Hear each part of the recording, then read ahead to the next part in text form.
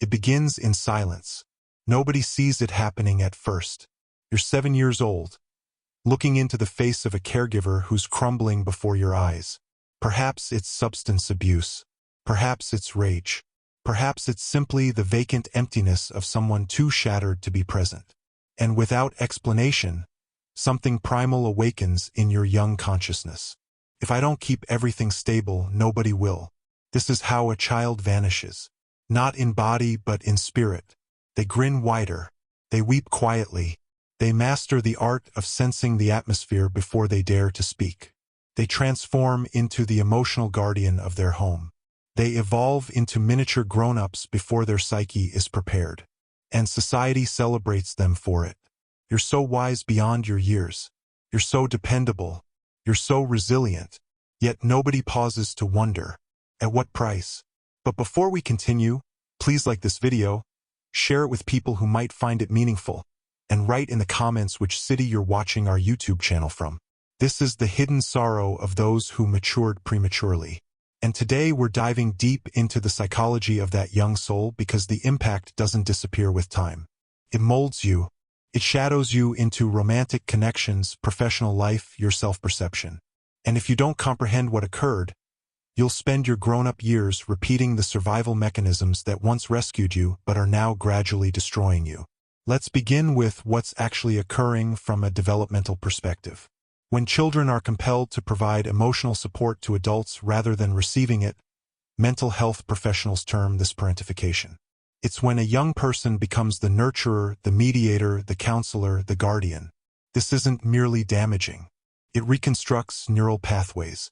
Because when a child is repeatedly placed in control of emotional management, whether their own or others, it generates something called hypervigilance. You're constantly monitoring for threats. You tread carefully. You discover that affection is conditional. You offer stability and perhaps they'll provide security. You discover that your desires are risky and theirs are critical. So you fade away, not physically but emotionally. And in your absence emerges a version of you that functions effectively. You become the compliant child, the silent overachiever, the counseling friend, the one who never requests anything. And you embody that role so convincingly that even you forget it's a facade. But somewhere deep, something aches. Something throbs because the inner child you suppressed didn't perish. They're still there screaming soundlessly, "Why didn't anyone shield me?" As you mature, the manifestations become more intricate. You might become excessively independent. You decline assistance, distance people, or never feel genuinely secure in love. You might feel emotionless during joyful times because happiness feels foreign, undeserved, even threatening. You might battle to relax because productivity is the sole way you've ever felt valuable. And most tragically, you might not even recognize you're still trapped in survival mode.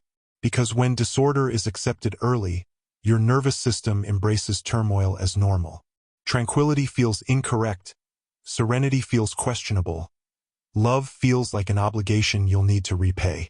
This is the psychology of a child compelled to mature too quickly. It's not merely melancholy. It's a complex wound that reshapes how you perceive the world and, more crucially, yourself. Now you may wonder why any child would willingly assume that responsibility. Because children will sacrifice anything for connection, even abandoning themselves. The decision is never deliberate. It's survival instinct. In the lack of security, the child trades authenticity for acceptance. That's not frailty. That's brilliance. That's nature. But the catastrophe is this. What protected you then confines you now. So many of us are functioning as high-achieving adults with profoundly abandoned inner children controlling our actions. We excel to earn affection. We remain silent to prevent rejection. We nurture everyone but privately hope someone would simply inquire if we're all right. And that dream that someone will recognize you're not as tough as you appear. That perhaps, just perhaps, you'll finally get to collapse and be comforted. That is the unfulfilled longing, not of your mature self, but of the child who never experienced childhood. The initial step to recovery isn't repairing. It's acknowledging. Because until you recognize what happened, you'll continue deceiving yourself with ideas like, "It wasn't so terrible. Others endured worse. I emerged okay." But okay is a disguise too. And internally, you understand it. So what becomes of that child when they mature? They become adults who never feel secure even in peaceful spaces. They become partners who can't trust gentleness. They become givers who struggle to accept. They become the type of people who excuse themselves for crying, recoil from praise, and mistake fatigue for achievement. This is the price of maturing too quickly. Because if your youth taught you to be tough at the cost of being tender, to be silent rather than truthful, to mend others while neglecting your own breaks, then what kind of adulthood do you claim?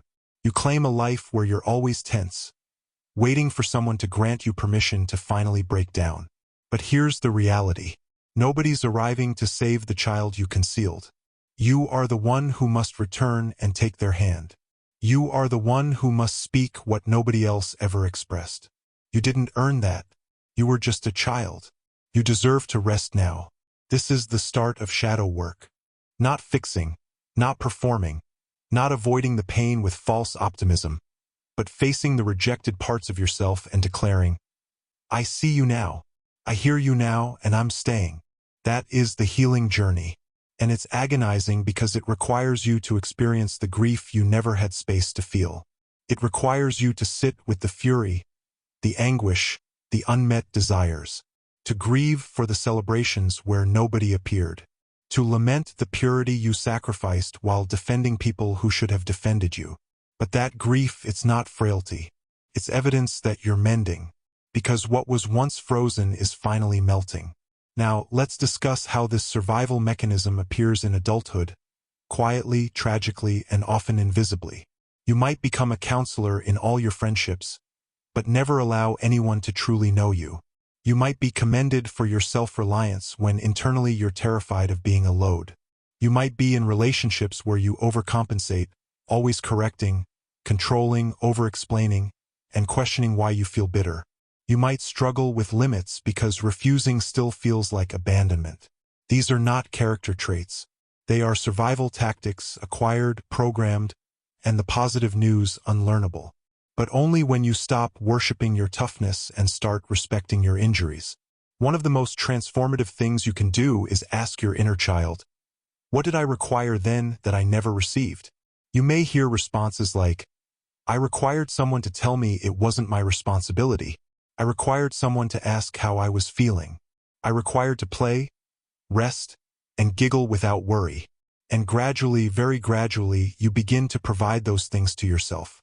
Not to repair your past, but to stop repeating it. This is how you stop searching for parents in your lovers. This is how you stop confusing worry for insight. This is how you stop fleeing from the child you were and the person you're evolving into. Carl Jung once observed, there is no awakening to consciousness without suffering. People will do anything, no matter how ridiculous, to avoid confronting their own essence. But shadow work requires that we confront it. All of it. The abandoned, the humiliated, the frightened, the furious. Because healing isn't about transforming into someone different. It's about recalling who you were before the world dictated who to become. So, if you're someone who matured too quickly, understand this. Your wisdom was never the issue. The issue was that you had no option. But now you do. You can choose tenderness. You can choose to pause. You can choose to stop regulating everyone else's feelings and start honoring your own. And no, it won't occur immediately. There will be moments you feel like a child again. Perfect. That's the goal. Let that child return home. Let them weep. Let them play. Let them finally be witnessed because you're not damaged. You're becoming complete. And perhaps for the first time, you're finally maturing the correct way. Not through force, not through terror, but through authenticity. You never experienced a childhood, but you still possess a future. And this time, you get to create it.